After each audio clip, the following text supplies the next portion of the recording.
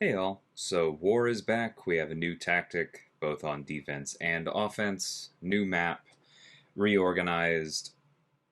Ascension is now a thing, and relics are in war. I think there's probably going to be a lot to talk about this season, honestly. But we are starting right here in Section 2 on Path 5. I did not give myself a Section 1 path. We had plenty of options for those. We're going to start by knocking Ebony Maw down with our heavy attack to keep his falter at bay, then go for the intercept, throw this special 1, knock him down again. We do have this Fury here. I'm just expecting a single degen. There we go.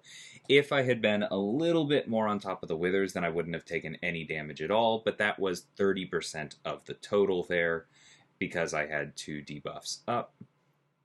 And then you can see I go for the intercept once again, throw another special 1 with the Fury up, and those Fury boosted cold snaps are just doing an incredible amount of work. We brought my rank 5 Blade for a single fight this Mephisto. You could technically do this with Kate by baiting heavies, but that sounds terrible to me. So we are going to do this with Blade. It's a long-ish fight with the bleeds getting shrugged, but you do have danger sense. Sometimes that happens, and he just catches you on a backdraft. That part's fun. But short of that, works out really, really well. We got rid of the node early, and so that it's just gone, right? Remember that if ability accuracy causes the protection or the fury to fail, then the node just stops trying to reapply itself. And so we're good. Mess up a special 1 there. Obviously not ideal, but that is our second special 2. We're still pretty early in this fight. I'm only using Blade for this one single fight. It's going to be very simple. Now, here he does get a little bit rude because I try and block and then re-parry, and for a few times he just heavies. Additionally, here with this special 1, I'm not playing that perfectly. Ideally, you parry every single special 1 like I did early on, but I would rather err on the side of dexing it than err on the side of eating the whole thing, so it's fine. I cost myself like 20 seconds there. Rank 5 Blade just destroys dimensional beings. Moving on, you can see me taking some time kind of sorting through the portals. This, I think, is the hardest part of the map, really, is getting used to these islands. But notice that they do have landmarks now. On my planning sheet, I have this one where Photon is labeled Nelson and Murdoch, then the second one labeled Oscorp, and then the third one labeled Helicarrier, and that's helping me personally keep them straight in my head. So this is my rank 5 Ascended Kate Bishop. We are going to start with the Tranquilized pre-fight for this Photon. She is going to heal, so I'm just expecting her to stay at full health early on. But I'm not going to worry about it, and then we are going to get control and do a bunch of damage with Cold Snap later. Now, I made this fight way harder on myself than it needed to be by hitting into her miss. I've done this fight a dozen times. I literally built both of these characters. That was just an oversight. And so she has 4 charges that she shouldn't, and is thus much closer to actually going into pure light form in this fight than she needs to be. She should be at 3 here if I had done this properly. But I didn't. See, now we're doing it properly, waiting out the untouchable, and then using the stun to get our heavy attack in, get the tracking up, and then reapply our second Tranquilize there, which we would have been fine on if I had stayed even more on top of the tracking or our heavy baiting. Anyway, that's going to refresh our tracking, and at this point, I punish that and then immediately back off to try and swap my arrows, so now I'm back around to Cryo. I heavy her there just to try and back her up. I wait this out, I heavy her again, and that does refresh the Tranquilize. That's helpful. We catch her on the dash-in with this Cryo arrow. Now we're starting to do some damage. But you'll also notice she is at 9, and so our next knockdown is going to put her into pure light mode. Our next special is going to put her into pure light mode, not our next heavy, because we prevented the Sunder debuff on heavy with those Tranquilize. Still, now that we finally have the Cold Snap up, we're doing really, really good damage. Our block proficiency is not being reduced. If she does throw this special, then we're probably going to be okay just from blocking it. And then once the special 2 happens, we go really into blocking overdrive and then just close it out. So that was harder than it needed to be because of my early mistake, but it's still a very, very good fight if you just get 2 Tranquilize up, then switch over to 2 Cold Snap. There are better counters, but I was extremely comfortable with that one and decided to take it because my Kate is ascended, and that means I'm not really worried about timing out to the healing. Moving on to this Chavez here, I could have taken this fight with literally any of these 3.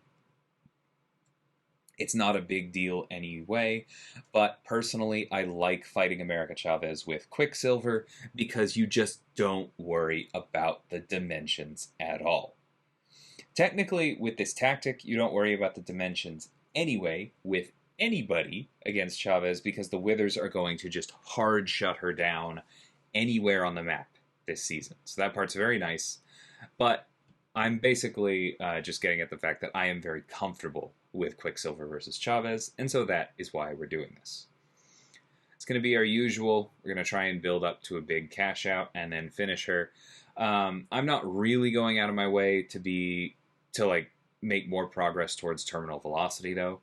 That is the most helpful thing here, but really what I'm worried about more than anything else is making sure that when she throws her special 2, that I have, basically that I'm not at 10, right?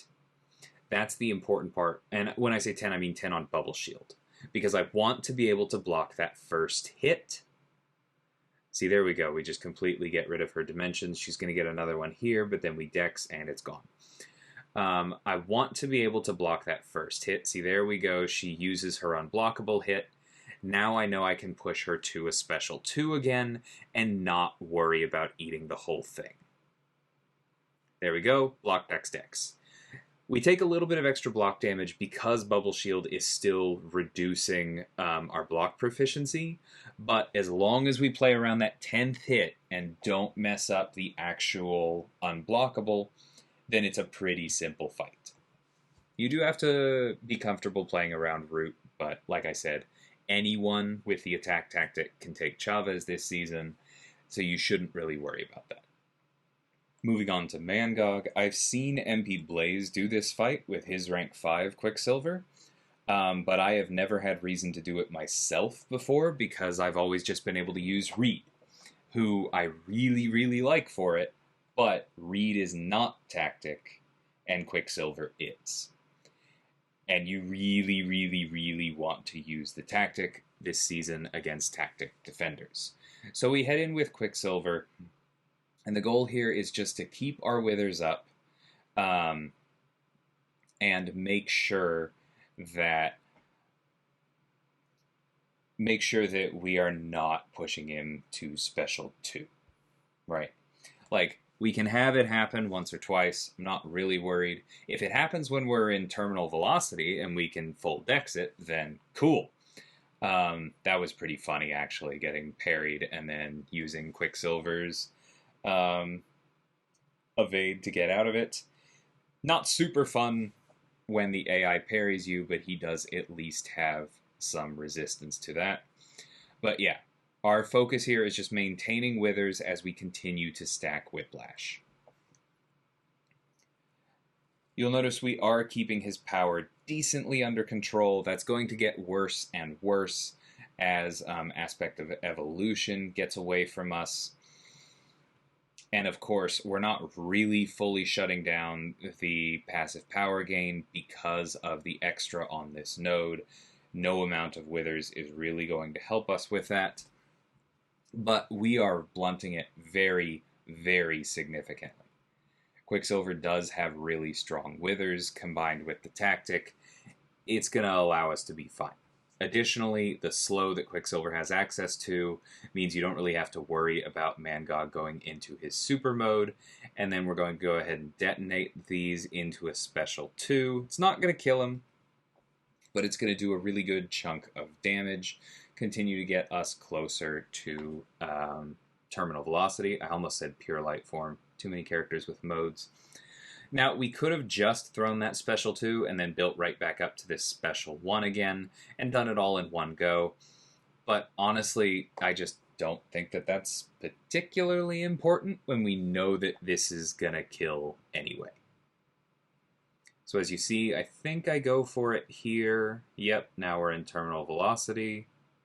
No, I go for the special 2 again? I probably just should have detonated there.